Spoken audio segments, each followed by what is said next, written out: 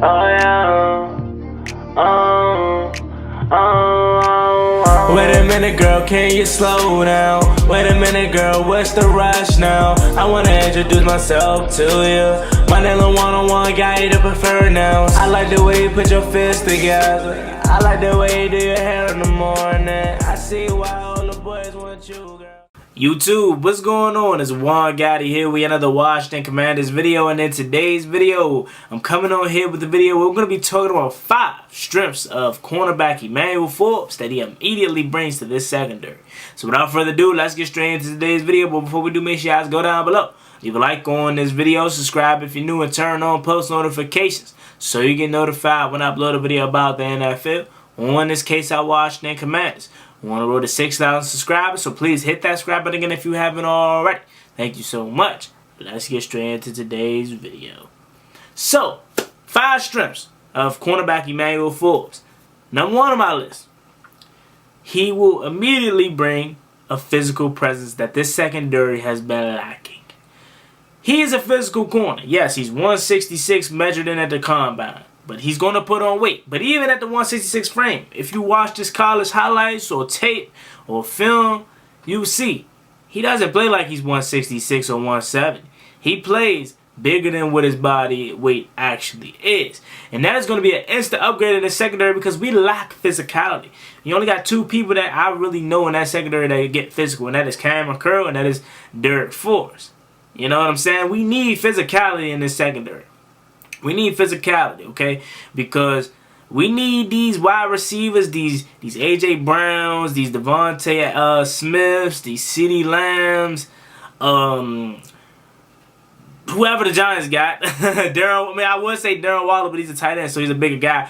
But we need these weapons, especially in the division that we're going to be facing, to be scared to come across that middle, okay? To not want to be able to come across the middle to know, oh my God, if I come across that middle, I'm going to get lit up, man.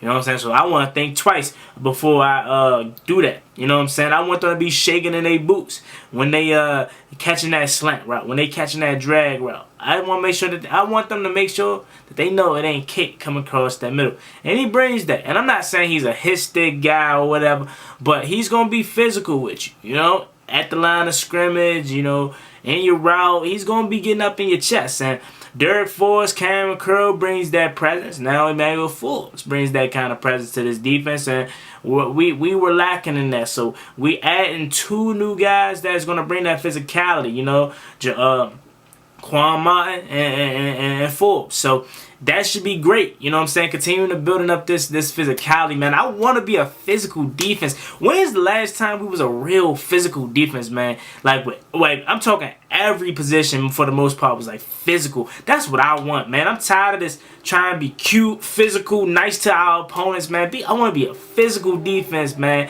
Making opponents wish they never have to play the Commanders. That's what I want. So number 2 on my list.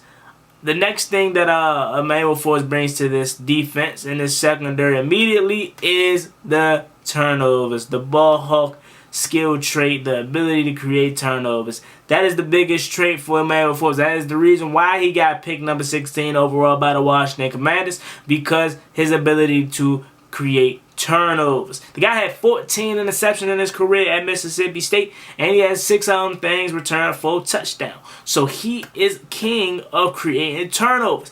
Hopefully that can transition into the next level, because we need it badly. We need it badly. We know that. We lacked in creating turnovers last year. I don't even know how many turnovers we had, but I want to say we was like 28th or 30th in turnovers last season. It was bad. We need more people that's going to come in here and create turnovers, and that is the sole reason why Ron Rivera drafted Emmanuel Forbes, because of his ability to create turnovers, jumping in front of interceptions, having an eye for a ball. He's gonna be that ball hawk for us, okay? So just to prepare you for the season, alright? He's going to be aggressive, okay? He's going to be aggressive, so he got to learn how to pick and choose his spots, alright? So it may be a play where a dude is wide open, and you're like, what happened? It's because Emmanuel Forbes may have given that up because of his aggressiveness. And again, There's nothing wrong with that, just as long as you don't do it too many times.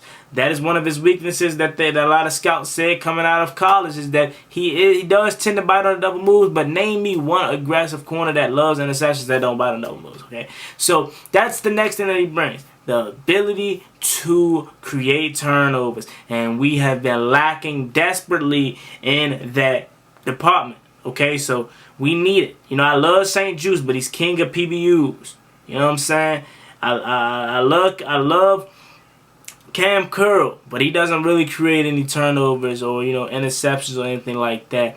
I love Derek Ford so far. You know, and he's been the only guy that's, like, you know, kind of created turnovers. You know, like St. Juice, PBU king. You know what I'm saying? He'll assist you in creating a turnover here and there, but he ain't gonna go ahead and jump that. And he had a pick 6 last year that was so BS versus the Vikings, man. They called passing interference on St. Juice. That was BS, man. That was a pick 6, and that game would have probably been over because we was already up. I want to say we was up what, 10 or 7 in that game. You get that pick 6, I think the game's over right there. Because Kirk Cousins was getting killed in that game. But neither here nor there, rather. He's going to bring a turnover machine mentality to the secondary that we have desperately been lacking. And that is so great. So, number 3. The third thing that Emmanuel Forbes brings to the secondary, some expendable pieces, okay? And what I mean by that is we got 2 young guys, St. Juice and Emmanuel Forbes. We got Quan Martin that most likely is going to be playing that slot. So that allows us to then move on from a guy like Kendall Fuller potentially, all right? And Kendall Fuller's not old. He's 27, 28, but this pick allows you to move on from that. You know what I'm saying? Move on from a Kendall Fuller that is not terrible, but you want to get younger. You want to get younger, faster, quicker. You know, and this pick allows you to do that. And then, honestly, the Quan Martin picks allows you to do that even more, to be honest with you. But this pick assists in that too, you know. And this next key kind of goes hand in hand, or this next strength goes hand in hand with this. You got 2 young corners, man. Got 2 young corners. St. Juice and Forbes could potentially be the duo of the future. You know what I'm saying? And Cameron Dantzler is who I'm so excited about, man. I think a lot of y'all forget about him. So this secondary, man, it has an instant upgrade, and the potential is through the roof, to be honest with you, man. And moving on from Kendall Fuller would not be that hard of a loss with these young guys if they could step up. If St. Juice can stay healthy, because we already know what Juice is about. Just got to be healthy, man. If he can stay healthy, he is a lockdown corner. Yes, I said it, lockdown corner. Emmanuel Forbes has the potential to be a really solid corner in this league. He can prove that. He's young. Cameron Dantzler, young. You know, probably just needs some tutelage to get under the right coaching. Get put in the right scheme. He could turn up too. We got young talent in this secondary, and not even gonna hold y'all, bro. Wild Goose is a person that I would keep around. Now he ain't gonna see the field unless it's special teams, but he's young too. You could potentially mold him, because there was something there with Wild Goose at times last year. At times, yeah, he'd get caught for PI holding. He was young though. I think this was his rookie year or second year. This past season. So he's super young too. Hey, man, all I'm going to say is we got some super young talent in this secondary, man. And I'm excited about it. Last key is the most obvious one besides the turnover ones is he is a scheme fit. He is a scheme fit, okay? So that zone, that inverted zone that we want to run under Jack Del Rio, you know, that zone that eventually turns into man down the field, he fits that. You know, even though I personally feel like I would love to see us play a little bit more man, because yeah, St. Juice is not the fastest, but I think he could be a really good man corner.